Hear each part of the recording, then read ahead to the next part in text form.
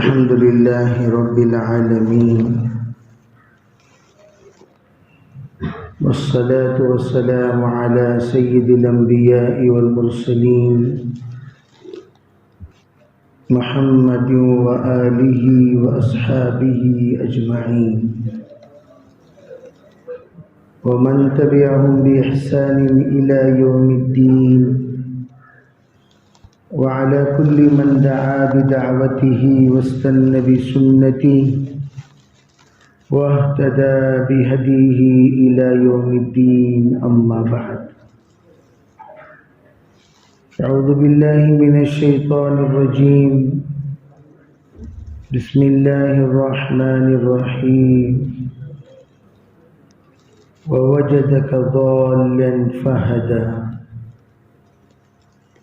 وقال عليه الصلاة والسلام إن الله يحب أن يرى أثر نعمته على عبده أو كما قال عليه الصلاة والسلام اللهم أيدنا بتأييدك اللهم أيدنا بتأييدك اللهم أيدنا بتأييدك يا رب العالمین۔ دوستو، عزیزو، بھائیو، بزرگو، اللہ تعالیٰ نے کائنات کا جو نظام بنایا ہے وہ اونچ نیچ کا نظام بنایا ہے۔ نظام میں تساوی نہیں ہے، یعنی ایک ہی زمانہ ہمیشہ رہے، ایک ہی موسم ہمیشہ رہے، ایک ہی حال ہمیشہ رہے اور ایک ہی کیفیت ہمیشہ رہے، یہ نظام اللہ کا نہیں ہے۔ موسم بھی بدلتا رہے گا، حالات بھی بدلتے رہیں گے، کیفیات بھی بدلتے رہیں گے اور مزاج بھی بدلتا رہے گا۔ اسی لیے اللہ تعالیٰ نے دنیا میں جو نظام بنایا اس نظام میں بہت سارے اسباق ہیں، بہت سارے ایسے اسباق ہیں جو توجہ سے تعلق رکھتے ہیں۔ اللہ تعالیٰ نے سورج بنا کر اس میں غور کرنے کا حکم دیا، چاند بنا کر اللہ نے اس میں غور کرنے کا حکم دیا، آسمان و زمین بنا کر اللہ نے اس میں غور کرنے کا حکم دیا۔ ان فی خلق السماوات والارض واختلاف اللیل والنہار لآیات، اللہ تعالیٰ فرماتے ہیں ان تمام چیزوں میں بہت ساری نشانیاں ہیں۔ کن کے لیے ہیں؟ لِأُولِي الْأَلْبَابِ، سمجھداروں کے لیے، غور کرنے والوں کے لیے، عقل استعمال کرنے والوں کے لیے۔ اتنی انگنت نصیحت اللہ نے ان چیزوں میں رکھی ہے، ہم غور کرتے جائیں گے، نصیحتیں ذہنوں میں کھلتی جائیں گی۔ اس لیے عقل والے کون ہیں؟ پوری دنیا کے اعتبار سے اللہ کے رسول نے فرمایا کہ الکیس من دان نفسہ وعمل لما بعد الموت۔ آپ نے عقل والوں کی تفسیر اور تشریح کیوں فرمائی؟ فرمایا بہت سارے حالات پر سے گزرنے کے بعد عقل آتی ہے، ایک دم شروع میں نہیں آ جاتی۔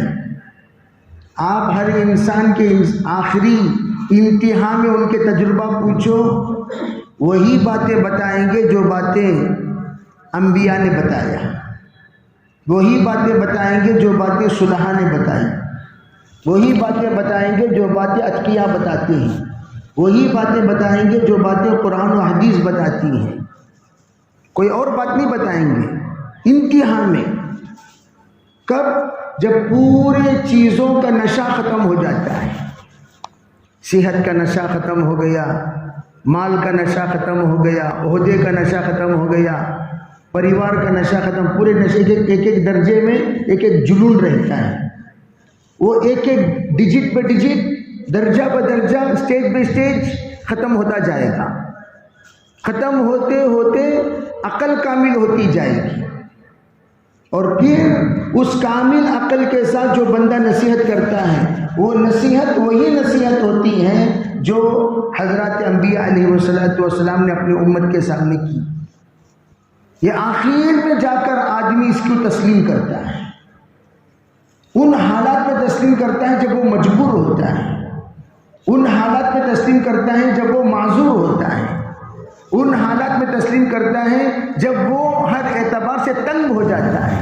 ضاقت علیہم الارض بما رحبت، تب جا کر اسے نصیحتیں یاد آئیں گی.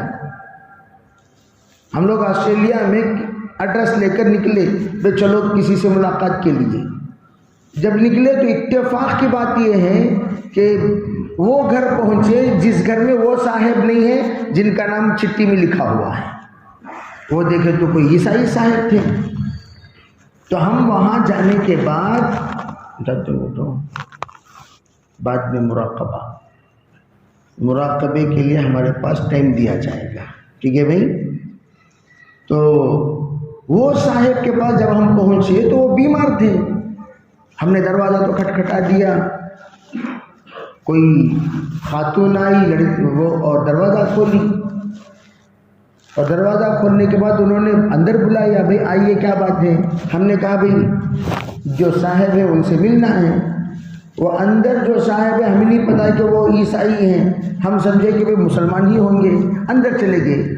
تو ساتھی نے کہا نہیں یہ عیسائیوں کا گھر. میں نے کہا کوئی پریشانی نہیں، ان سے بھی ملاقات کی جا سکتی ہے. تو ہم بیٹھ کر ان کی خیریت اس لیے کہ ہم جس ہولیے میں گئے فروٹس وغیرہ لے کر، اس ہولیے میں پھر دوبارہ واپس آنا اچھا نہیں تھا. تو انہوں نے جب ان کی حالت دیکھی کہا بھائی ہم آپ ہی سے ملنے کے لیے آئے، آپ کی طبیعت پوچھنے کے لیے آئے، اور یہ آپ ہی کے لیے لائے ہیں. وہ اتنا خوش ہو کر آنکھوں سے آنسو نکال لیے، کہنے لگے اس ملک میں 1.5 سال سے مجھے پوچھنے والا کوئی نہیں، میں بستر پر پڑا ہوا ہوں. جب میں صحت مند تھا سب سلام کرتے تھے، سب کلام کرتے تھے، آتے تھے خیریت پوچھتے تھے. 1.5 سال سے میں پڑا ہوا ہوں، کوئی پوچھنے والا نہیں، اور آپ لوگ ہندوستان سے آ کر میری خیریت پوچھ رہے ہیں. اتنا متاثر ہوا. جہاں جہاں ہماری جماعت جاتی تھی وہ بیچارہ اپنے نمائندوں کو بھیجتا تھا، آپ وہاں جاؤ ان سے ملو، وہاں جاؤ ان سے ملو، وہاں جاؤ ان سے ملو. ایک صاحب آ کر صبح سے لے کر شام تک ہمارے ساتھ. رات کو کھانا کھاتے کھاتے میں نے پوچھا بھئی صبح سے آپ ہمارے ساتھ ہیں، ہم نے تو آپ کا نام بھی نہیں پوچھا، بتائیے آپ کا نام کیا ہے؟ کہا میرا نام جبریل ہے. کیا جبریل ہے؟ یعنی جبریل کا جی. کہا آپ کیا کرتے ہیں؟ تو انہوں نے بتایا میں ایسا ایک چرچ میں اس طرح کا ذمہ دار ہوں. اور پھر آپ ہمارے ساتھ. کہا آپ کی باتیں مجھے بڑی اچھی لگی، ایسی لگی کہ جو باتیں بائبل میں عیسیٰ علیہ السلام اپنی امت کو کہا کرتے تھے اس طرح کی باتیں آپ لوگ بھی کہتے ہیں. اور اس نے فوراً کہا مجھے تو اسلام قبول کرنا ہے. کھانا کھاتے کھاتے میں نے کہا بھائی اسلام قبول کرنے میں تو کوئی لمبا چوڑا وقت نہیں لگتا، آپ کلمہ پڑھیے. کلمہ پڑھا دیا اور ان کو ٹوپی پہنا کر میں نے کہا آپ کو کوئی حرج تو نہیں؟ کہا کوئی حرج نہیں. کہا میں کل اور میرے دوستوں کو لے کر آؤں گا. وہ تو آزاد ملک ہے، جو چاہے اپنا مذہب اختیار کر سکتا ہے. تو وہ پھر دوبارہ لایا کچھ اپنے ساتھیوں کو اور وہ بھی مشرف اسلام ہوئے. گویا لوگ تلاش کرتے رہتے ہیں کہاں ہے منزل، تلاش کرتے کرتے کرتے کرتے آخر اس منزل پر پہنچتے ہیں جس منزل کی طرف بلایا جا رہا ہے. بے آ جاؤ. گرنے کے بعد سنبھلنا یہ سب لوگوں کو آتا ہے. گرنے کے بعد سبق، گرنے کے بعد سنبھلنا، گرنے کے بعد نصیحت، گرنے کے بعد عقل، گرنے کے بعد صحیح سمجھ. یہ تو سب پوری دنیا اس طرح، لیکن اس سے پہلے سمجھانے کے لیے دعوت کی محنت. گر کر سنبھلنے سے پہلے ہی سمجھ جاؤ بھائی. تو اسی لیے اللہ تعالیٰ نے یہ کام جو تذکیر کا کام، تبلیغ کیا ہے؟ تبلیغ تذکیر ہے. تذکیر کے معنی کیا؟ یاد دہانی. یاد دہانی کیوں؟ تاکہ میرا سبق مجھے یاد رہے. یاد دہانی اس لیے نہیں کہ میں تمہیں نصیحت کروں، تاکہ میرا سبق مجھے یاد رہے. حضرت مفتی زین العابدین صاحب رحمۃ اللہ فرما کرتے تھے، عربی ہم تشکیل اس لیے نہیں کرتے کہ تم نکلو، ہم تشکیل اس لیے کرتے ہیں تاکہ قربانی پر ہمیں استقامت ملے. عربی قربانی پر ہمیں استقامت ملنے کے لیے تشکیل کی جاتی ہے. کسی کو کہا جا رہا ہے نماز پڑھو، کیوں؟ تاکہ ہم نماز کے پابند رہیں. کسی کو کہا جا رہا ہے بھئی آپ صدقہ دو، کیوں؟ تاکہ ہم صدقے پر قائم رہیں. کسی کو کہا جا رہا ہے بھئی جھوٹ مت بولو، کیوں؟ تاکہ ہم سچے بنیں. کسی کو نصیحت کی جا رہی ہے بھئی آپ امانت داری کے ساتھ رہو، کیوں؟ تاکہ خود کے اندر امانت داری پیدا ہو. اسی لیے کہا یوسف رحمۃ اللہ علیہ نے، جس صفت کو اپنے اندر لانا چاہتے ہو دعوت کے ذریعے سے لایا کرو. جو بھی کام ہم کرنا چاہتے ہیں اس کی تم تبلیغ کرنا شروع کرو، اس کو سمجھانا شروع کرو. حضرت تھانوی کے پاس ایک بچے کو لے کر خاتون آئی، کہنے لگی کہ حضرت یہ گھوڑ بہت کھاتا ہے، گھوڑ بہت کھاتا ہے، آپ ذرا اس کو سمجھائیے. کہا 3 دن بعد آنا. 3 دن بعد آئے تو حضرت نے فرمایا بیٹا دیکھو گھوڑ کھانا صحت کے لیے اچھی چیز نہیں ہے، ایک لمٹ ہے ہر چیز کی. ہر چیز too more is bad. Tamil میں بھی مشہور مقولہ ہے، اگر آپ دوائی بھی حد سے زیادہ کھاؤ وہ زہر بن جائے. اور سب جانتے ہیں دوائی کی بھی ایک لمٹ ہوتی ہے. حیدرآباد کے ایک شہزادے تھے، ان کی طبیعت بڑی ناساز ہوئی، اور ایسی ناساز ہوئی کہ وہ شادی کے قابل ہی نہیں رہے. اس زمانے کے پرانے حکیم جو عثمانیہ یونیورسٹی کے تھے ان کے پاس وہ حاضر ہوئے، تو انہوں نے پورا جائزہ لینے کے بعد کہا جناب یہ جو دوائی میں دے رہا ہوں چنگلی کی، چنگلی کہتے ہیں چھوٹی انگلی کو، چنگلی کے ناخن سے نکال کر کھائیں. چنگلی کا ناخن، بے ناخن میں کتنا آئے گا، اتنا نکال کر آپ کھائیں، بس اس سے زیادہ نہیں. انہوں نے کہا کہ پیسہ میرا، دوا میری. انہوں کیا جب مقدار بتاتی اس کو، تو وہ جناب کتنا اٹھا کر کھا لیا. جس دن ان کو جس دن نکاح ہوا، نکاح ہونے کے بعد رخصتی ہوئی، رخصتی پر بستر پر گئے، وہیں پر ان کا انتقال. ہر چیز جو بھی لمٹ سے پار ہو جائے وہ چیز اپنے لیے صحت کے لیے اچھی چیز نہیں ہوتی. یہ خالی دوائی ہی میں نہیں، غصہ بھی لمٹ سے پار ہو جانا صحت کے لیے اچھی چیز نہیں. صبر بھی لمٹ سے پار ہو جانا صحت کے لیے اچھی چیز نہیں. صبر کی بھی ایک حد ہوتی ہے، غصے کی بھی ایک حد ہوتی ہے. اوور آدمی کے اندر تقویٰ کا آ جانا یہ بھی صحیح نہیں ہے. کیا مطلب اوور تقویٰ؟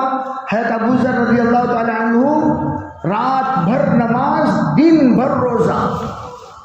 حضرت جناب رسول اللہ صلی اللہ علیہ وسلم نے مواخات کرایا. مواخات دونوں کو جوڑی جوڑی بنا دیا کرتے تھے کہ تم آپ ان کا خیال رکھنا، وہ آپ کا خیال رکھیں گے. مواخات جو کیا جاتا تھا، ایک ہوتے تھے اوپر، ایک ہوتے تھے نیچے. کوئی دنیا میں اوپر ہے، کوئی دین میں اوپر ہے. اس طریقے سے بیلنس والوں کو دیکھ کر آپ جوڑی بناتے تھے. ایسے ہی تمہیں 2 جنے جوڑی، تمہیں 2 جنے جوڑی، ایسے ہی نہیں، بلکہ دیکھ کر.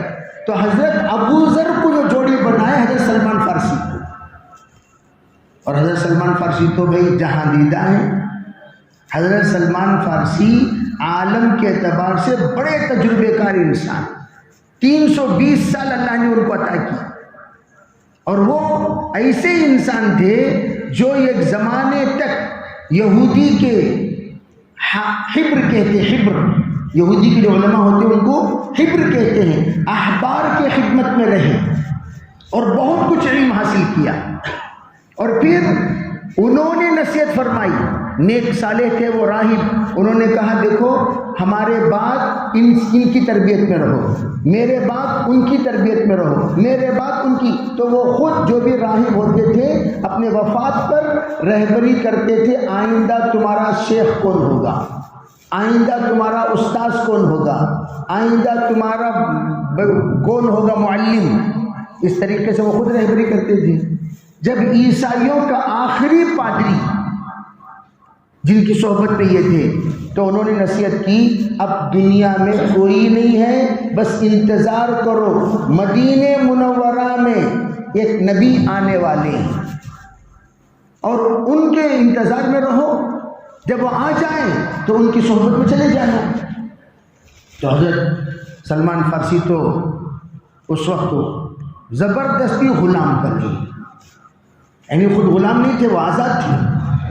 کب غلام بنے کہ جس وقت عرب کا قافلہ آیا تو انہوں نے ایک ساتھی سے کہا بھئی تو مجھے بیچ دے، بیچ۔ اب انہوں نے کہا کہ بھئی کیوں بیچو، جا کے نہیں نہیں تو مجھے بیچ۔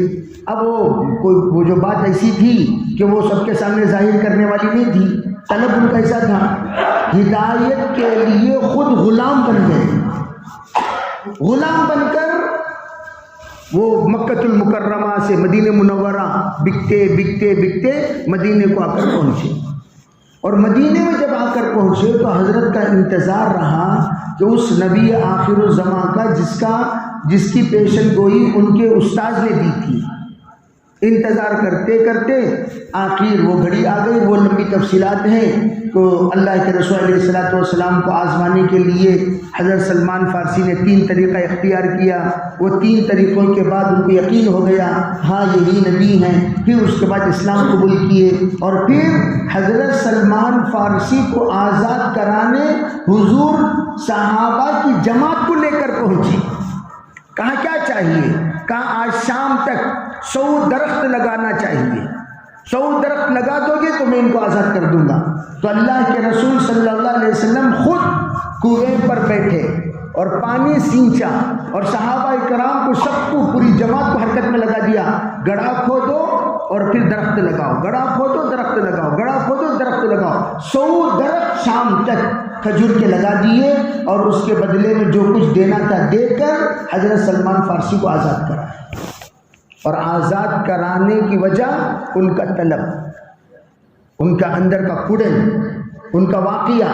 پھر حضرت نے فرمایا سلمان منی، سلمان من اہل بیتی، سلمان میرا ہے اور سلمان ہمارا گھر والا ہے۔ تم لوگ ان کو پرایا نہ سمجھو، یہ الگ چیز ہے کہ تم سب عرب ہو اور حضرت سلمان یہ آ کر عجم ہیں، فارسی ہیں، لیکن تم یہ مت سمجھو کہ یہ اجنبی ہیں، بلکہ سلمان من اہل بیتی، یہ میرے گھر کے فرد ہیں۔ تو ماشاءاللہ کافی تجربے کار، اور حضرت ابو ذر کو کنٹرول کرنا ہر ایک کی بس کی بات نہیں۔ تو کیا کیا؟ سلمان تم ان کے جوڑی دار رہو گے۔ حضرت سلمان فارسی جوڑی دار بننے پر تو حضرت ابو ذر نے دعوت کی، رات کو گئے، دسترخوان پر بیٹھے، کھانے سے فارغ ہو گئے۔ کھانے سے فارغ ہونے کے بعد جب سونے کا نمبر آیا، آہستہ حضرت ابو ذر مصلی اٹھانے گئے۔ مصلی بخاری کی روایت ہے، بخاری شریف میں یہ روایت موجود ہے۔ حضرت ابو ذر نے جب مصلی اٹھانے گئے تو حضرت سلمان فارسی کا ابو ذر جی سو جاؤ، نم سو جاؤ۔ حضرت ابو ذر حضرت سلمان فارسی جس انداز سے غصے میں سو جاؤ تو فوراً وہ سو گئے، اس لیے کہ عمر رسیدہ لوگوں کا غصے کا اگر آپ کو اندازہ ہو جائے شرافت سے پہلی بات پر مان لیں گے، ورنہ بیچاروں کا غصہ حد سے زیادہ بڑھ جائے گا، پھر ان کی صحت کے لیے بھی خراب، ہمارے لیے بھی خراب۔ تو اس لیے حضرت سلمان فارسی نے کہا سو جاؤ، تو فوراً حضرت ابو ذر سو گئے۔ پھر ہلو اٹھے یہ گھنٹے کے بعد تہجد پڑھنے کے لیے، پھر کہا سو جاؤ، پھر سو گئے۔ پھر چھوٹی دیر کے بعد پھر آہستہ اٹھے نماز پڑھنے کے لیے، کہا سو جاؤ، پھر سو گئے۔ 3 مرتبہ سلایا۔ پھر 4تھی مرتبہ حضرت سلمان فارسی نے خود اٹھایا، اٹھو ابو ذر ہم نماز پڑھتے ہیں۔ اب دونوں نماز میں لگے۔ پھر نماز کے بعد انہوں نے کہا ارے بھی تمہارے بیوی کا بھی تم پر حق ہے، آنکھ کا بھی تم پر حق ہے، بدن کا بھی تم پر حق ہے، ان سب کا صحت کا خیال رکھو۔ یہ کہہ کر حضرت سلمان فارسی تو چلے گئے، حضرت ابو ذر نے آ کر حضور کے سامنے پورا واقعہ سنایا. کیا انہوں سب کے سامنے ڈانٹ ڈالے, سو جاؤ سو جاؤ. فرمایا صدق سلمان, سلمان نے بالکل صحیح کیا. جو کیا سلمان یہی اسلام کہتا ہے. اسلام یہ نہیں کہتا پوری پوری رات تم نماز پڑھتے رہو. جب حضور خود پڑھنے لگے تو قرآن میں اللہ نے منع کیا, یا ایھا المزمل قم اللیل الا قلیلا نصفہ او انقص منہ قلیلا او زد علیہ ورتل القرآن ترتیلا. اللہ تعالیٰ نے فوراً حکم دیا آپ اتنا زیادہ اپنے آپ کو نہ تھکائیں.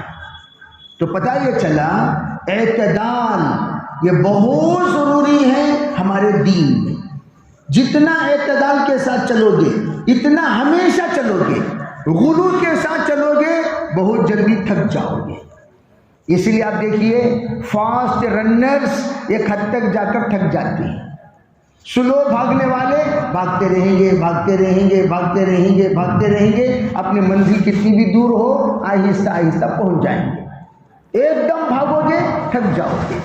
تو ہماری دعوت بھی اعتدال سکھاتی ہے. یہ ایک دم آپ میں حسن بصری بن جاؤں, ایک دم میری بیگم رابعہ بصریہ بن جائیں, ایک دم میں قطب بن جاؤں, میں ابدال میں بن جاؤں. ایسی یہ ترتیب نہیں ہے.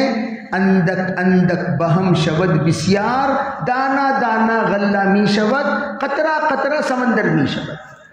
تو ہم دھیرے دھیرے آگے بڑھیں گے. اسی لیے ہماری نمازیں تسلسل نہیں ہیں. نمازیں 5 وقت, درمیان میں گیپ کیوں؟ درمیان میں گیپ کیوں ہے؟ درمیانی گیپ میں آپ کو مسجد میں رہنے کی اجازت نہیں ہے. اللہ کے رسول علیہ الصلوۃ والسلام سنتیں گھر میں جا کر پڑھنے کو فرمایا. جعل المساجد للفرائض, کہا مسجدیں فرض نمازوں کے لیے بنائی گئی ہیں. سنتیں تم گھر میں جا کر پڑھو. علماء کہتے ہیں حکمت کیا ہے اس میں؟ حکمت کیا ہے؟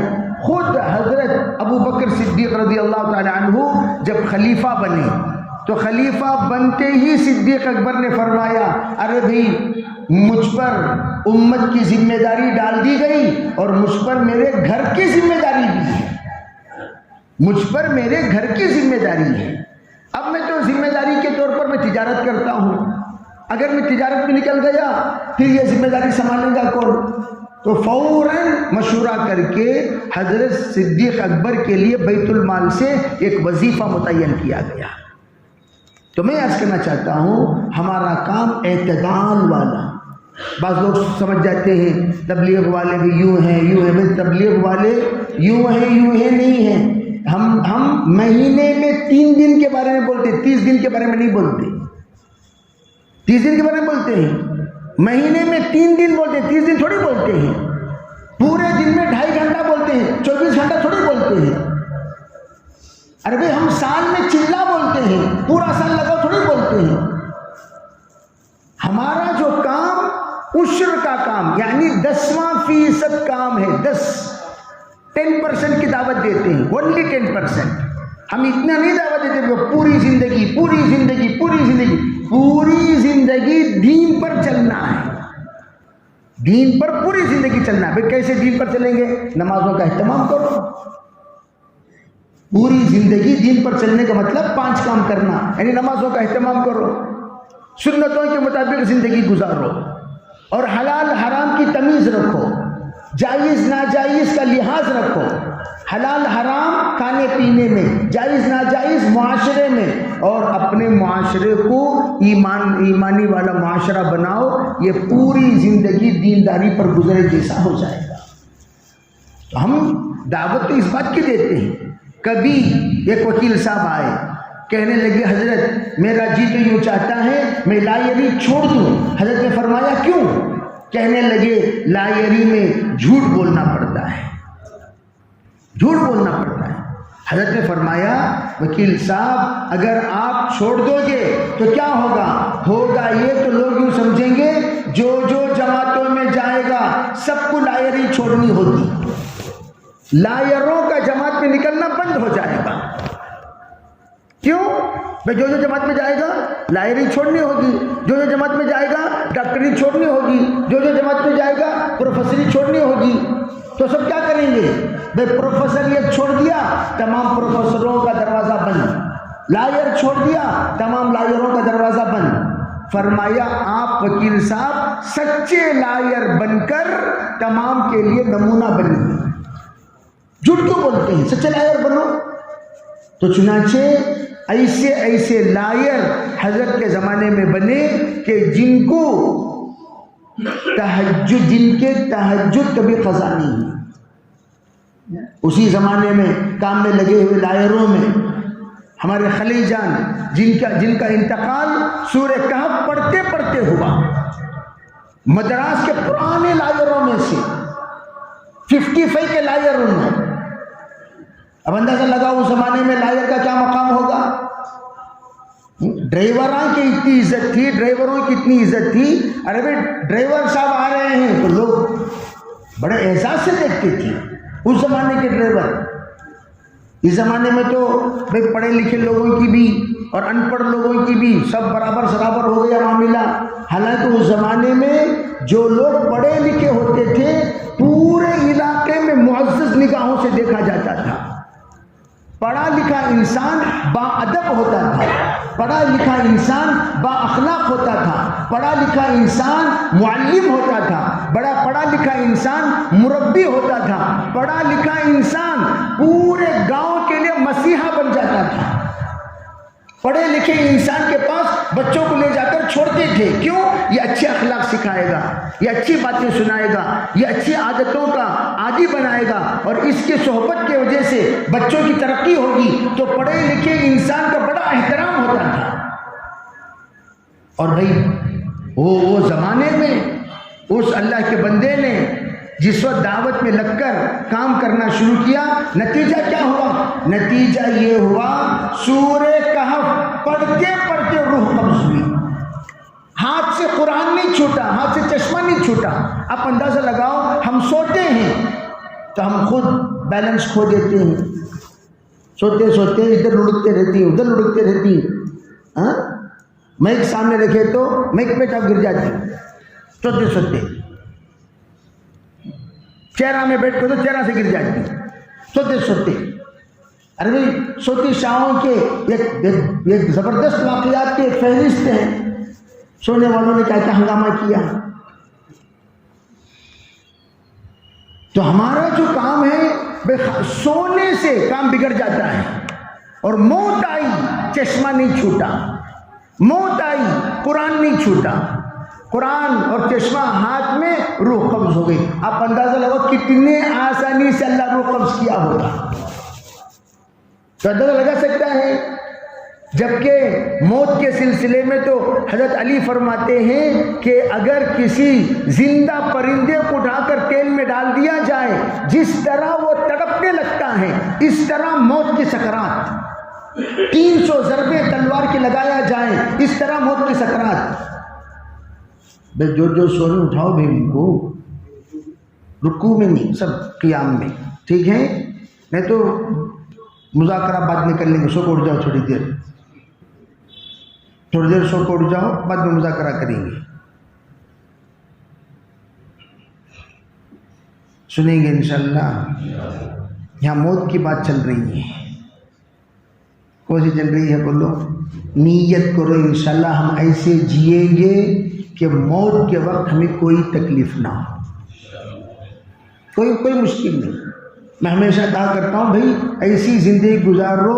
ہم نماز پڑھنے کے بعد جب ذکر کرتے ہوئے بیٹھتے ہیں، نماز پڑھ کر ذکر کرنے بیٹھتے نہیں بیٹھتے، اس وقت دل سے پوچھو کیا بات تو صحیح انسان کیا، اپنے آپ سے، کسی سے کون بھی آپ کو ہم نہ انگلی دکھانے کی ضرورت نہیں، قبلے کی طرف نماز پڑھ کر ذکر کرتے نہیں کرتے، ذکر قرآن پڑھتے ہیں، ذکر کرتے ہیں، بیٹھ کر پوچھو میں اچھا انسان ہوں؟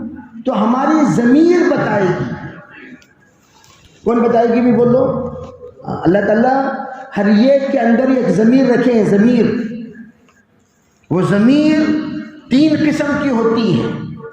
وہ ضمیر جو ایمان سے جس کا ربط ہے، وہ نصیحت کرتی ہے، وہ آگاہ کرتی ہے، وہ متنبہ کرتی ہیں، وہ ہماری گناہوں کی طرف نشاندہی کرتی ہیں۔ میں اس لیے نماز کے بعد ذکر کے بعد کہہ رہا ہوں، نماز اور ذکر سے ایک ایسا نور پیدا ہوتا ہے، وہ نور ہمیں سچائی کی طرف لے جائے گا۔ نورہم یسعی بین ایدیہم، قیامت کے دن بھی اسی نور کے ہم محتاج ہوں گے جنت تک پہنچنے کے لیے۔ تو وہ نور، اب ہم بیٹھ کر سوچیں کیا ہم سچے ہیں؟ میں کیسا انسان ہوں؟ میری زبان اچھی ہے، میری نظریں اچھی ہیں، میرا دل اچھا ہے، میرا سوچ اچھا ہے، میری فکریں اچھی ہیں، بھئی میرے اخلاق، میری عادت، میرا برتاؤ، میرا معاملہ، میرا معاشرہ۔ بیٹھ کر آپ خود سیلف سکیننگ لیں۔ جب ہم سیلف لیں گے تو ضمیر خود بتائے گی کہ نہیں بھئی اس میں تو 50% پاس 50% فیل۔ دوسروں کو ضرورت نہیں، کون بھی ہم نے نصیحت کرنے کی ضرورت نہیں ہے۔ اللہ ہمارے اندر ایسا ایمان عطا کیے ہیں۔ اللہ کے رسول علیہ السلام نے فرمایا اذا سرتک حسنتک وساءتک سیئتک فانت مومن، اگر تیرے نیکیاں تجھے خوش کر دے، برائیاں تجھے بری ہو، تجھے ناراض کر دے، تجھے بیزار کر دے، تو سمجھ جا کہ تیرے اندر ایمان کام کر رہا ہے۔ نیکی کرنے پر خوشی ہو رہی ہے، گناہ کرنے پر غم ہو رہا ہے۔ ارے کیا بھی ایسی غلطی ہوگی نا میرے سے، کیوں ہوئی ایسی غلطی، میں نے ان کو کیوں دھتکارا، میں نے ان کو برا بھلا کیوں کہا۔ پوری پوری رات نیند نہیں آتی تھی ہمارے بزرگوں کو، پوری پوری رات۔ ایک مرتبہ صرف انگلی سے کھرچ کر تھوڑا سا چننا نکال کر لکھتے لکھتے، بھاڑے کا گھر تھا، کرائے کا مکان، اس زمانے میں بھی کرائے کے مکانات ہوتے تھے، تو لکھتے لکھتے اس زمانے میں ڈپ پین ہوتے تھے، ڈپ پین، یوں ڈپ کرنا لکھنا، ڈپ کرنا لکھنا، یہ قلم ہوتا تھا۔ لکھتے لکھتے انک زیادہ پڑ گیا تو انہوں نے کیا کیا، دیوار میں ذرا کھرچ کر چنا نکالا اور اس انک پر ڈال دیا تاکہ وہ انک خشک ہو جائے۔ ٹھیک ہے بھائی، پھر اس کے بعد وہ لکھ کر سوچنے کہ ذرا چنا اتنا نکال کر لگایا کیا ہو جاتا۔ اس دن رات کو جب وہ سوئے تو کوئی کہنے والا کہہ رہا ہے کل قیامت کے دن پتہ چلے گا یہ چننے کا مسئلہ کیا ہے، یہ چننا جو تم نکالے نہیں، قیامت کے دن پتہ چلے گا۔ تو اس وقت ہمارے دل اور دماغ میں آخرت کا استحضار لانے کے لیے دعوت کی محنت کوئی اور مقصد کے لیے نہیں ہے، صرف اور صرف قبر کے 3 سوالات، آخرت کے 5 سوالات کی تیاری کا نام دعوت۔ قبر کے 3 سوالات کی تیاری کرو، آخرت کے 5 سوالات کی تیاری، اس کا نام دعوت۔ اور یہ سب کو ہر ایمان والے کی ضرورت ہے، سب کے لیے محنت ہے۔ اسی لیے فرمایا ارے بھی دعوت کا کام کب تک کریں؟ اس وقت تک کرو جب تک کہ دل اور دماغ میں آخرت بس جائے۔ ما یلفظ من قول الا لدیہ رقیب عتید، میری زبان سے کوئی بات نکل رہی ہے، فرشتہ اس کو نوٹ کر رہا ہے۔ اس لیے کہ بھائی من آنم کے من دانم، ہم کیا کیا کر رہے ہیں وہ سب ہم جانتے ہیں، ہمارے بارے میں ہم سے زیادہ دنیا میں کوئی نہیں جانتا، سب سے زیادہ ہمارے بارے میں کون جانتے ہیں؟ ہم جانتے ہیں۔ تو اس لیے علماء فرماتے ہیں دعوت کی محنت کا اصل مقصد کیا؟ بس ہر انسان کا رخ اللہ کی طرف ہو جائے۔ وہ اللہ کی طرف ہوگا کب؟ جب بندے کے اندر اپنی دوری کا احساس ہو، میں اللہ سے بہت دور ہو گیا، میں اللہ سے بہت دور ہو گیا، میں اللہ سے بہت دور۔ دیکھو بھائی، تمام امتوں کو اللہ سے مانگنے کی براہ راست اجازت نہیں تھی، کوئی بھی امت ڈائریکٹ اللہ سے نہیں مانگ سکتی تھی، ہر امت مانگنے کے لیے نبیوں کا واسطہ لیتے تھے۔ ادعو لنا ربک، ادعو لنا ربک، ادعو لنا ربک، یہ الفاظ آپ کو قرآن میں اکثر ملیں گے کہ وہ الفاظ کا معنی کیا؟ آپ دعا کیجئے اپنے پروردگار سے، آپ دعا کیجئے اپنے پروردگار سے۔ لیکن صرف امت مسلمہ کے بارے میں اللہ تعالیٰ نے کیا فرمایا؟ وَإِذَا سَأَلَكَ عِبَادِي انی فإنی قریب، جب میرے بندے میرے بارے میں آ کر پوچھے تو آپ ان کو بتا دیجئے میں بہت قریب ہوں۔ بہت دور جانے کی ضرورت نہیں. حضرت تھانوی سے پوچھا حضرت میرے اندر بہت ساری برائیاں ہیں, دور کرنے کے لیے کیا کروں؟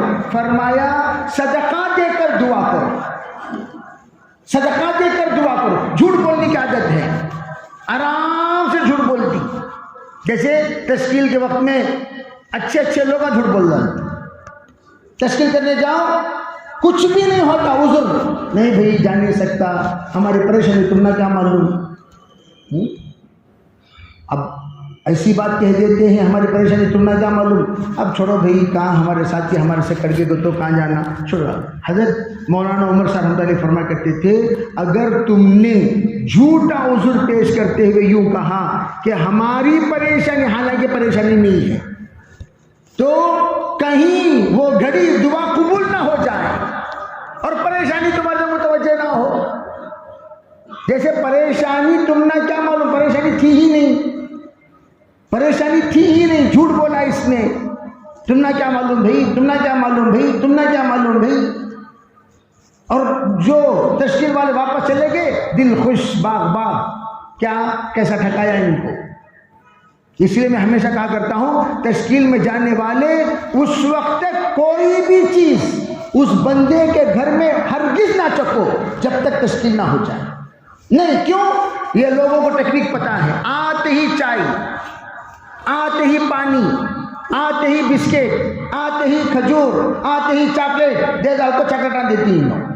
ضرورت نہیں تمہاری چاکلیٹ کی, تمہاری چاکلیٹ بعد میں, تمہارے بسکٹ بعد میں, تمہاری چائے بعد میں, تمہاری کافی بعد میں, تمہارا پانی بعد میں. ہم پہلے بھی آپ سے گفتگو کریں گے. کیوں؟ جس کا تم کھا لو گے اس کے تم محسن بن جاؤ گے, اس نے تو وہ محسن بن جائے گا. الانسان عبد الاحسان, جس کا احسان جس پر ہو جاتا ہے وہ اس کا غلام بن جاتا ہے. پھر آپ کی باتوں میں تبدیلی آ جائے گی, آپ کے جذبات میں تبدیلی آ جائے گی, آپ کے خیال میں تبدیلی, آپ کے سوچ میں تبدیلی. تمہیں ہلو دباتی ہوں امیر صاحب چھوڑو. اب کیوں؟ بسکٹ کام کر رہا ہے, چائے کام کر رہی ہے, ہاتھاں دبا رہا, پاؤں دبا رہا, چھوڑ ڈالو. اب ٹھیک ہے بھائی, آئندہ سال کتنے سال جی, 25 سال ہو گئے, ابھی کتنے سال, چلا لگا کر کتنے سال, کسی کے اتنے سال ہوئے, کسی کے اتنے سال ہوئے, آرام سے ایسے بیٹھے ہوئے ہیں. بھائی ہم نے بہت قربانی دے کر تھک گئے. ہم کتنی قربانی دیے. پروفیسر عادل علی خان صاحب رحمۃ اللہ علیہ فرمایا کرتے تھے ارے بھائی پچھلی زندگی کو جو سوچے گا پچھلی تمام قربانیاں اس کی پامال ہو جائیں گی. یوں سمجھو اس کے نام اعمال میں پچھلی قربانیوں کا ذرہ بھی نہیں ہے. کیوں؟ اس نے احسان سمجھا اپنے اوقات دینے کو. کتنا وقت دیا ہو, کتنا وقت دیا, پھر سوچا ہمیں سب تمہیں لوگ اب لگا رہے ہیں جی 4 مہینے, ہمیں سب کب کی لگا جانے کو, تو کیا مطلب ہے بہت بڑے احسان کرے گا آپ پہ. بے احسان تو نہیں کیے, اللہ نے احسان کیا. آپ کو 20 سال پہلے اللہ نے قبول کیا, اللہ نے احسان کیا. 25 سال پہلے آپ کو اللہ نے قبول کیا. جب اللہ نے قبول کیا وہ قبولیت بار بار ہوتی رہنی چاہیے, تب پرانی قبولیت کے مقبول ہونے کی علامت. جیسے فجر مقبول ہے, ظہر کی توفیق ہوگی, ظہر مقبول ہے, عصر کی توفیق ہوگی, عصر مقبول ہے, مغرب کی توفیق ہوگی, مغرب مقبول ہے, عشاء کی توفیق ہوگی, عشاء مقبول ہے, تو پھر اللہ تعالیٰ فجر کی توفیق دیں گے. اسی طرح علماء کہتے ہیں کہ جب ہمارا چلہ مقبول ہو جائے ہر سال چلے کی توفیق ہوگی. چلہ مردود, جیسے مہاراشٹر کے کچھ لوگ آ کر حضرت مولانا انعام رسول صاحب رحمۃ اللہ سے کہنے لگے حضرت بات کیے ہیں کچھ لوگ وقت لگا کر بھی آتے نہیں. تو حضرت نے عجیب بات کہی, یوں کہا وہ آتے نہیں ہیں, اللہ ان کو بلانا نہیں چاہتا. کیوں؟ ان کی گستاخیاں. چلے میں آ کر جو چلائے انہوں نے اللہ کے گھر میں, چلا سکتی ہیں کیا تمہارے گھر میں؟ ارے بھائی تمہارے گھر میں تمہارے علاوہ کوئی اور چلایا جائے, گھر میرا, آواز نیچے, بولتے کہ نہیں بولتے؟ تمہارے گھر میں دوسرے چلائے تو آواز نیچے, جب کہنے کا آپ کو حق ہے. اللہ کے گھر میں ہم کتنے بے ادبیاں کر دیتے ہیں. ان سے توبہ کر لینا چاہیے, معافی مانگ لینا چاہیے, معذرت چاہ لینا چاہیے. چاہیے، اللہ تعالیٰ سے معافی مانگ کر پھر آگے کی توفیق مانگنا چاہیے، یا اللہ جتنی گستاخیاں ہم سے ہو گئیں اپنے فضل سے آپ معاف فرما کر آگے کی توفیق دیجیے۔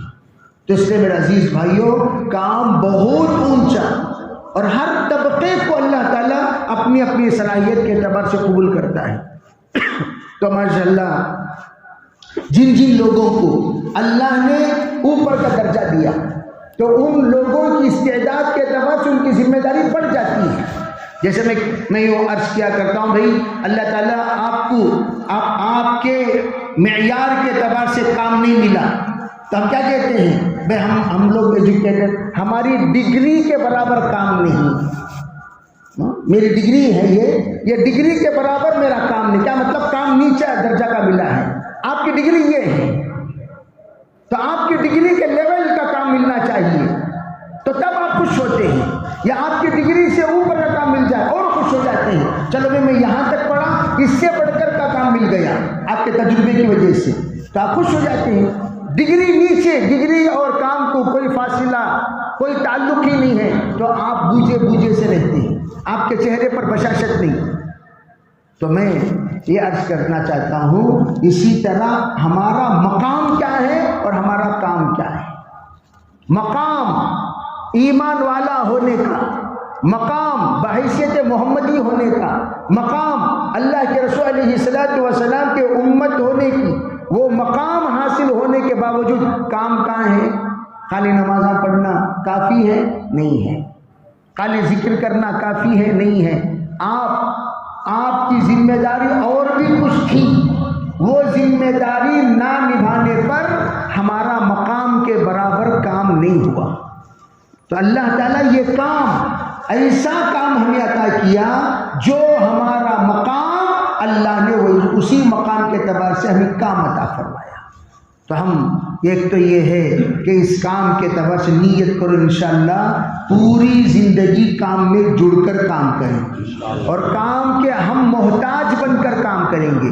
کام ہمارا محتاج نہیں، ہمیشہ یاد رکھو میرے عزیز بھائیوں، کام کبھی ہمارا محتاج نہیں۔ ایک عجیب بات، ایک بزرگ ہمارے مولانا موسیٰ صاحب سورت کی رحمت اللہ علیہ، بہت اللہ والے انسان، ان کے ساتھ بیٹھنے کا باپ حضرت مولانا ابراہیم دیولہ صاحب دامت برکاتہ کہتے تھے، عربی مولانا موسیٰ سورتی کے پاس بیٹھا کرو۔ مولانا زبیر الحسن صاحب فرمائے مولانا موسیٰ سورتی کے پاس بیٹھا، کیوں؟ ایسی صفات والی شخصیت، صفات والی شخصیت۔ تو حضرت فرمایا کرتے تھے، بیٹا جب بھی کوئی دین کا تقاضا آئے، نامت تو ہو، اپنے بس میں جتنا ہے پورا کرو۔ آپ کی طبیعت ناساز ہے، آپ کی صحت ساتھ نہیں دے رہی، پھر بھی آپ جا رہے ہیں، اللہ کو رحم آ جائے گا، نسلیں قبول ہو جائیں گی۔ اللہ کو رحم آ جائے گا، نسلیں قبول ہو جائیں۔ اور ہمیں لوگ اچھے تندرست ہے تو گشنے آپ کو ذرا نہیں بھائی نہیں ہوتا، کہ سکرات میں جائیں جا نہیں سکتے، جا سکتے نا بھائی، 1 گھنٹے میں ایک بار کھانس رہی، اسے کھانسی بولتی کیا؟ کوئی کھانسی نہیں ہے، وہ اتنی کھانسی ایکسیپٹڈ ہے۔ ہاں اتنی کھانسی مسلسل کنٹرول نہیں، سو کھانسی ہو رہی، تب ہم خود کہیں گے آپ بیٹھ جائیں۔ حرم کو بھی آنے کی آپ کی اجازت نہیں ہے، مسجد کو بھی آنے کی اجازت نہیں ہے۔ جس کو کنٹرول ہی نہ ہو کھانسی پر، رکوع میں بھی 4 بار کھانس رہا ہے، سجدے میں 6 بار کھانس رہا ہے، اتحیات میں 8 بار کھانس رہا ہے، قیام میں 14 بار کھانس رہا ہے، تو اسے کیا بولیں گے؟ کہ میں جاؤ گھر میں نماز پڑھ لو جی، اٹھا کر دیکھو۔ کیوں بھئی؟ ایسی طبیعت والوں کے لیے جماعت کا بھی عذر ہے۔ بھئی جب عذر نہیں ہے، خواہ اپنے آپ کو معذور کیوں قرار دے رہے ہیں ہم؟ تو اللہ کے طرف سے قبولیت کے دروازے کبھی کھلنا چاہتے ہیں، اس وقت عذر پیش فرما کر قبولیت کے دروازے پر تالا لگا دیتے ہیں، تو ہمیشہ کے لیے دروازہ بند۔ تو اس لیے یہ وقت قبولیت کا، اجتماع کے موقع پر جو بھی دروازے کھلتے ہیں، یہ سب موسمی قبولیت، جیسے رمضان میں اللہ کے دروازے کھلتے ہیں، اسی طریقے سے ایک ایک موسم میں، ایک ایک ماحول میں ایک ایک دروازے کھلتے ہیں۔ وہ دروازے کھلتے وقت ان لربکم فی الدہر نفحات فتعرضوا لها، اللہ کے طرف سے قبولیت کے دروازے زمانے میں کچھ اوقات میں کھلتے ہیں، جب کھلتے ہیں فوراً پیش کر دو۔ نفحات کہتے ہیں اللہ کی طرف سے ربانی لہریں جھونکے جب آئے تو تب جب آپ پیش کر دیے تو وہ قبول کرتا ہوا سیدھا آپ کو لے کر چلا جائے گا۔ آپ کو خالی پیش ہونا ہے، پیچھے کی طرف سے پش وہ اللہ کی طرف سے ہوتا رہے گا، اللہ کی طرف سے پشنگ ہوگی اور آپ آگے بڑھتے چلے جائیں گے۔ کتنے دور آگے بڑھیں گے آپ اندازہ نہیں لگا سکتے، اور ہم پیش ہی نہیں ہوئے تو اللہ تعالیٰ قبول کیسے کرے گا؟ حضرت نے فرمایا آج کی رات کوئی کھڑا نہ ہو، آج کی رات کوئی کھڑا نہ ہو۔ ایک صحابی کھڑے 2000 کلومیٹر دور چلے گئے، کھڑے کو تو جان بوجھ کر نہیں کھڑے، چھپ کے انجانے میں کھڑے ہو گئے۔ بعض مرتبہ فہنا کے مارا لگا لیتی نہیں، جب 2-3 فلور کے جب پلنگ ہو، اسٹیپ کے پلنگ، تو کیا ہو جاتے بھول میں ہلو کو کھڑ کو فہنا کے مارا لگا لیتی۔ اس طریقے سے انہوں چپ کے کھڑے 2000 کلومیٹر۔ نام پڑ گیا جعفر تیار۔ تیار کے معنی کیا؟ اڑان لگانے والے جعفر۔ پھر 6 مہینے کے بعد آئے، حضور نے پوچھا کیا جی ہوا، کہاں چلے گئے تھے؟ آپ نے جو کہا جی چھپ کے کھڑے اس میں اڑان چلے گی۔